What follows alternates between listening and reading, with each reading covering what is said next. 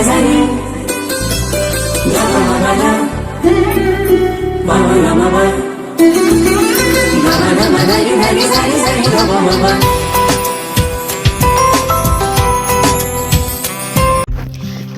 বন্ধুরা, কেমন আছো তোমরা সবাই? আশা করি তোমরা সবাই খুব ভালো আছো। আমিও কিন্তু খুব ভালো আছি। তো চলে এলাম আবারও একটা নতুন ভিডিও নিয়ে আমার চ্যানেল স্বপ্নের সংসার ব্লগে তোমাদের সবাইকে স্বাগত। তো চলো আজকের ভিডিওটা শুরু করা যাক।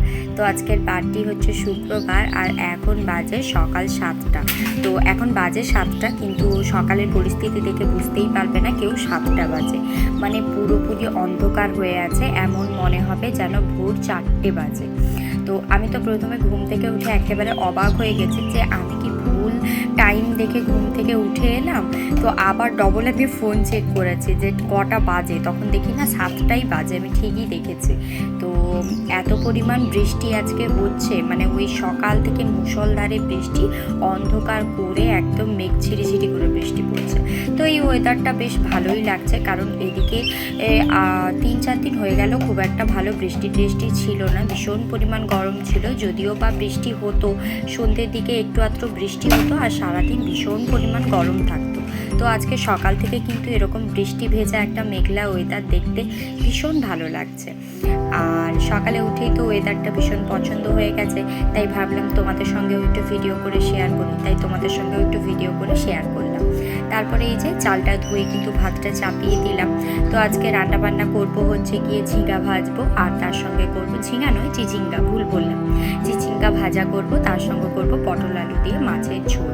তো বাইরটা দেখতে পাচ্ছ একদম গুটগুটে অন্ধকার হয়ে আছে। আমি রান্নাঘরে আলো জেলে রান্না করতে হচ্ছে আমাকে, নাহলে তো একেবারে অন্ধকার। এখানে কিন্তু আমি চিচিঙ্গা ভাজার মধ্যে দিয়েছি শুকনো লঙ্কা, জিরে আর একটুখানি পেঁয়াজ কুচি দেবো। পেঁয়াজ কুচিটা দেবো কারণ চিচিঙ্গাটা তো সেদ্ধ হতে একটু সময় লাগে, একটু সেদ্ধ হোক, তারপরে নামানোর কিছুক্ষণ আগে কিন্তু পেঁয়াজটা কুচি করে ওর মধ্যে মিশিয়ে নেবো। তো সোনা পাপার খাওয়ার জলটা আমি আগেই রেডি করে রেখেছিলাম, এখন গরম জলটা ঢেলে ফ্লাক্সে রেখে দিলাম।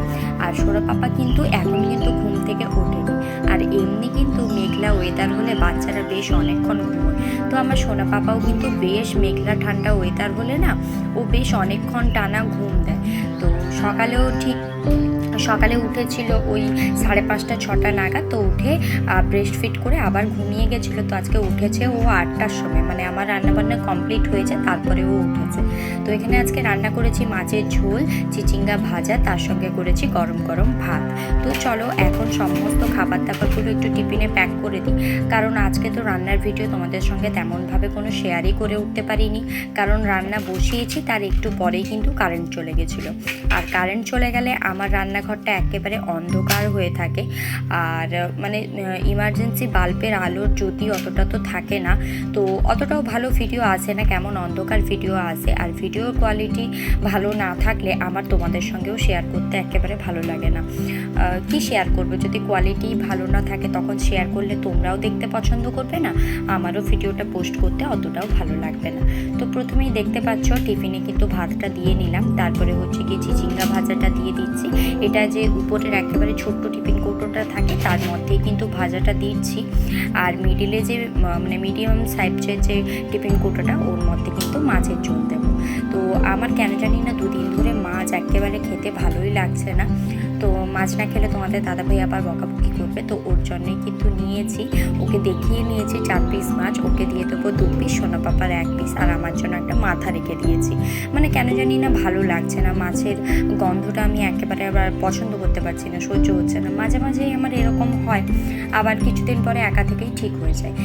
কেন জানি না এরকম হয়। আসলে একঘেয়েমি যদি রাত দিন করে একটা জিনিস তুমি যদি কন্টিনিউয়াস রেগুলারলি যদি আমি খেতে থাকি, তো ওইটার প্রতি তো বিতৃষ্ণা আসবেই। তো মাছ বলো, ডিম বলো, মাংস বলো, সবজি বলো, রোজ কিন্তু কোনোটাই ভালো লাগে না। আর তোমাদের দাদাভাই তো মাছ খেতে ভীষণ ভালোবাসে, মাছ ছাড়া একবেলাও চলে না। তো রাতেও মাছ রান্না করতে হয়, দিনেও মাছ রান্না করতে হয়, আর মাছ খেয়ে না মাছ খেতে আর যেন ভালো লাগছে না আমার, মানে মাছের প্রতি একটা আর চাহিদা আর থাকছে না। তো ভাবছি যে বেলার দিকে নিজের খাওয়ার জন্য কিছু একটা বানাবো, কারণ আজ না মাছের ঝোল দিয়ে ভাত খাওয়ার আমার একেবারে ইচ্ছা নেই। কিছু একটু ভাজাভুজি দিয়ে ভাত খেতে ইচ্ছে করছে, কারণ বাইরে যেহেতু বৃষ্টি পড়ছে। এর মধ্যে কিন্তু খিচুড়ি, বেগুন ভাজা এইসব খেতে কিন্তু ভীষণ ভালো লাগে। আর আমি খিচুড়ি বানাতে যেহেতু পারি, কিন্তু তোমাদের দাদাভাই তো খায় না, আর সোনা পাপাও কিন্তু অতটা ভালোবাসে না খিচুড়ি খেতে, তাই কিন্তু খিচুড়ি আর বানিয়ে ওঠা হয় না। একার জন্য কোনো কিছুই দেখবে করতে ভালো লাগে না। যখন সবাই মিলে খাওয়া হয় ওই জিনিসটা বানাতেও ভালো লাগে আর খেতেও ভালো লাগে। আর একার জন্য কোনো কিছুই বানাতেও ভালো লাগে না আর খেতেও ভালো লাগে না। তো তারপরে কিন্তু সকালে ব্রেকফাস্ট করেছিলাম। সকালে ব্রেকফাস্টটা তো আজকে সুন্দর বাইরের বৃষ্টি দেখে দেখে উপভোগ করে করে আজকে সকালে ব্রেকফাস্টটা করেছি। সকালের ব্রেকফাস্ট করার পরে বেশ অনেকক্ষণ খাটে ল্যাদ খেয়ে ঘুমিয়েছিলাম। আর সোনা পাপা তো সারা খাট হচ্ছে গিয়ে খেলনা ছড়িয়ে খেলে খেলে এখন অলস হয়ে গেছে, এখনও শুয়ে আছে। আর আমি হচ্ছে গিয়ে মাথাটা আঁচড়ে নিচ্ছি, কারণ 11টা 5 বেজে গেছে। এখন যদি আমি সংসারের কাজে হাত না দিই তাহলে বেশ অনেকটা বেলা হয়ে যাবে। অবশ্য আজকে বাইরের ওয়েদার দেখে বোঝাই যাচ্ছে না বেলা কত হয়েছে।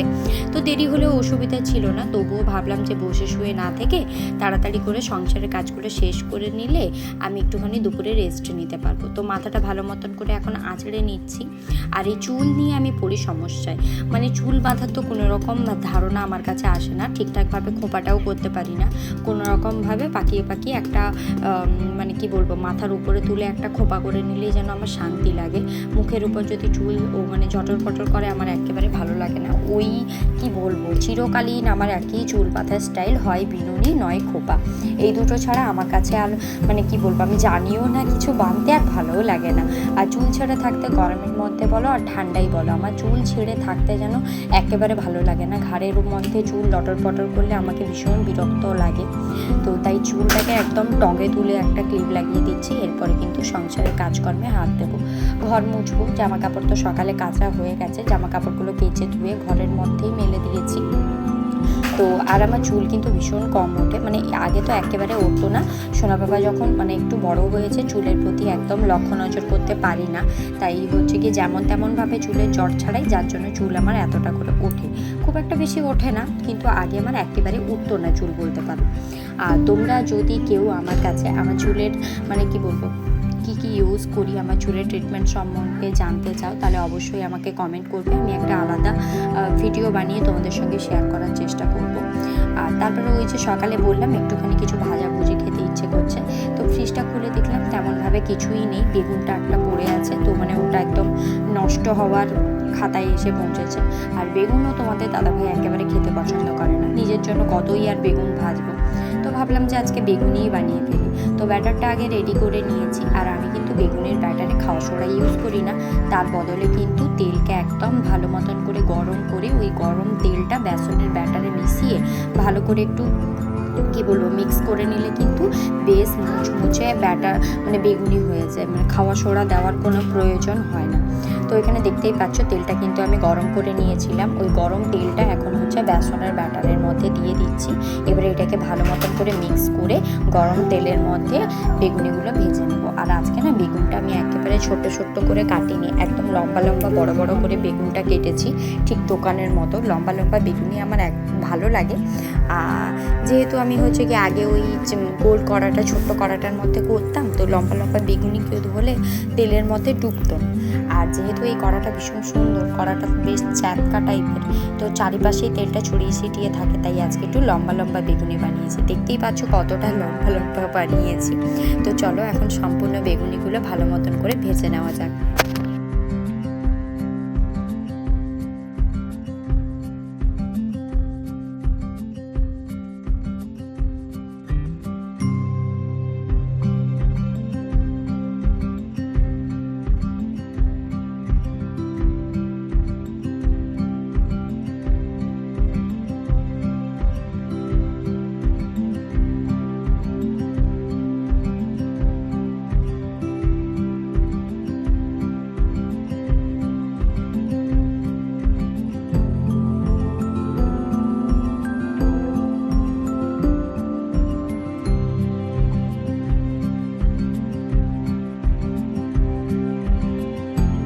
বেগুনিগুলো কিন্তু আমার এক পিঠ ভাজা কমপ্লিট হয়ে গেছে। তো এখন আরেক পিঠ দিয়ে দিচ্ছি, আরেক পিঠ করে ভালো মতন করে ভাজা হয়ে যাবে।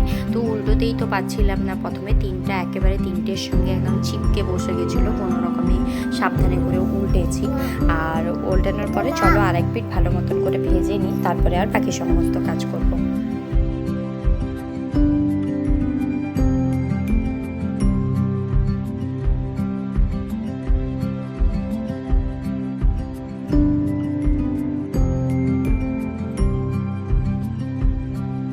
তো তারপরে কিন্তু এখন আমি এসেছি ঘরদোর মোছার জন্য।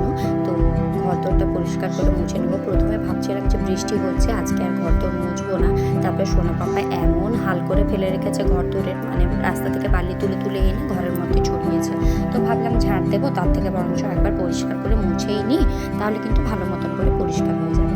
তো প্রথমেই খাটের তলাটা তো পরিষ্কার করে মুছে নিয়েছি, এখন বাকি যেটুকু জায়গা আছে সেটাও পরিষ্কার করে মুছে নিচ্ছি। তো চলো ঝটপট করে ঘরটা মুছে নিই, তারপরে আর বাকি পুরো ভিডিওটা তোমাদের সঙ্গে শেয়ার করবো।